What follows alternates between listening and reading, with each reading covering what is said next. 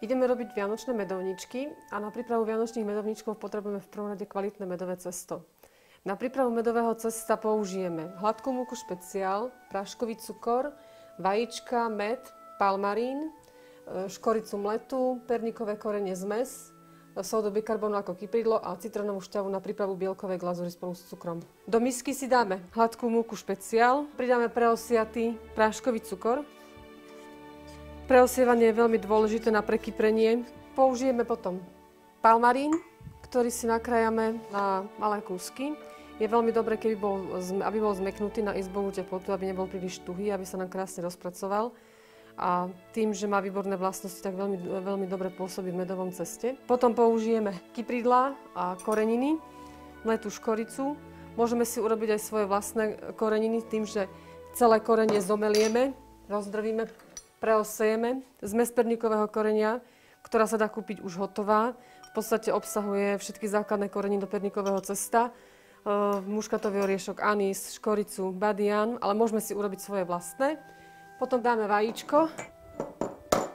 Použijeme celé, treba dávať pozor na škrupiny. A nakoniec dáme malé množstvo kypridla a medu. Kypridlo musíme dávať opatrne, pretože naozaj pri použití veľkého množstva sa môže stať, že medové cesto sa nám bude potom, výrobky z neho sa na medovničky budú rozlievať.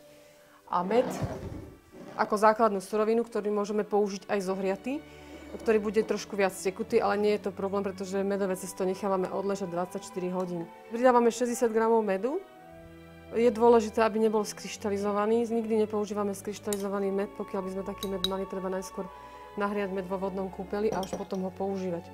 A celé cesto vlastne zamiešame a zmiesime na takú tuhšiu konzistenciu.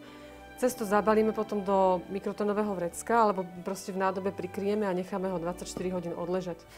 Hotové medové cesto môže byť odležané aj niekoľko dní, nie je to problém, preto sa medovničky pripravujú v predvianočnom čase, nie priamo na Vianoce, keď máme taký trochu iný vianočný zhon.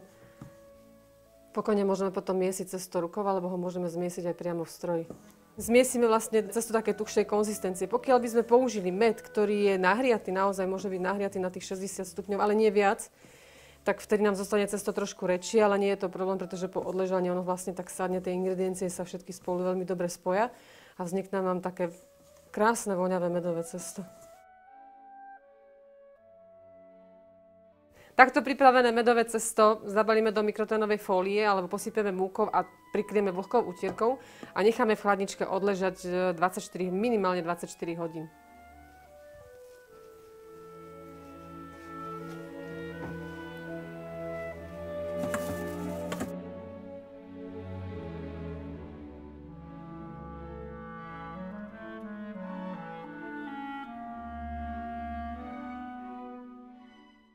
Odležané cesto rozvalkáme na hrúbku asi 3 mm.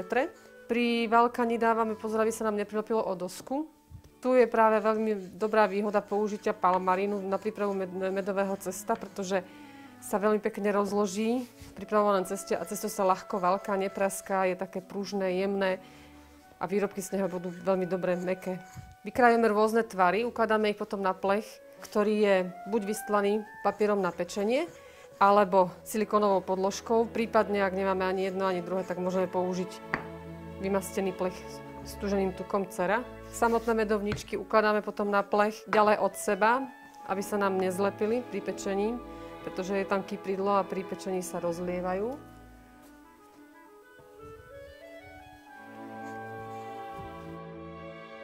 Takže vykrojené medovničky potrieme teraz pred pečením a niektoré potom potrieme po upečení. Uvidíte rozdiel, ktorý je dôležitý. Keď ich potierame pred pečením, oni pôjdu viac do výšky, nepôjdu viac do šírky a tie nepotreté pôjdu zase viac do šírky. To znamená, že potrieme ich. Môžeme dať malé percento vody do žltka a rozriediť ho. Poukladáme tam sušené marhule alebo iné sušené ovocie. Je vhodné používať nie príliš drobné ovocie, aby sa vám moc nespieklo a práve nespálilo na tých pripravovaných medovničkoch. Dáme kúsok marhule, vlašský orech. Takto pripravené medovničky dáme piecť do rúry pri teplote 230 stupňov približne 5 až 7 minút, tak aby boli pekné svetlohnedej farby. Tak medovničky, ideme sa pozrieť, či ich máme upečené. Veľmi krásne voňajú.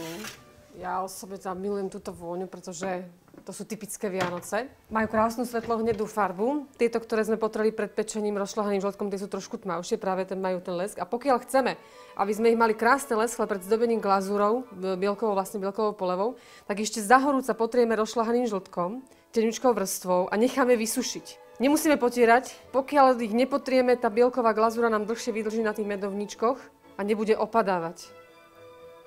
Ja si myslím, že každý jeden dom by mal prevoňať škoricou, badiánom a rôznymi tými muškatovým orieškom, ktoré sú typické pre medovničky. Necháme ich vychladnúť a pokiaľ nám budú chladnúť, my si pripravíme spomínanú bielkovú glazúru, na ktorú použijem bielok, minimálne 2-krát preosiatý práškový cukor, trošku citrónovej šťavy, pár kvapiek na takú lepšiu chuť a miešame. Bielkovú glazúru nesmieme šľahať metličkou na šľahanie, pretože keby sa našľahala, zostala by veľmi krehká a z hotových medovníčkov by nám počase opadávala. Na jedno bielko použijeme približne 150 g práškového cukru, ale záleží to od veľkosti bielka. Pokiaľ je potrebné, tak tam použijeme aj väčšie množstvo.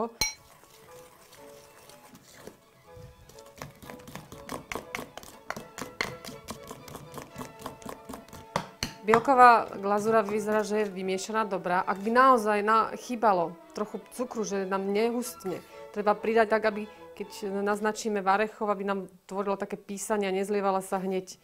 Pri práci s glazúrou ju stále prikrývame, aby sa nevytvorili na okraji také kryštáliky, lebo by nám upchávali vrecko. Nikdy nedávame veľké množstvo glazúry, pretože rukou by sme ju zohrievali a by sa nám rozpúšťala, tvorili by sa kryštály peknými rovnými líniami.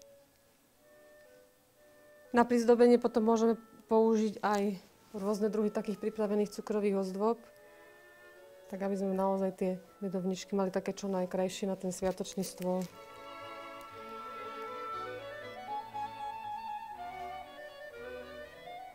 Medovničky, keď dokončíme, ozdobíme, necháme bielkovú glazúru uschnúť, aby nám sa neprilepila. A keď chceme, aby nám vydržali naozaj dlho mäkké, tak ich uskladňujeme v uzavretých nádobách, dobre prikryté mikrotenovou fóliou, alebo pridáme tam kúsok jablčka, ktorý nám udrží práve takú vlhkosť a medovničky budú stále mäkké.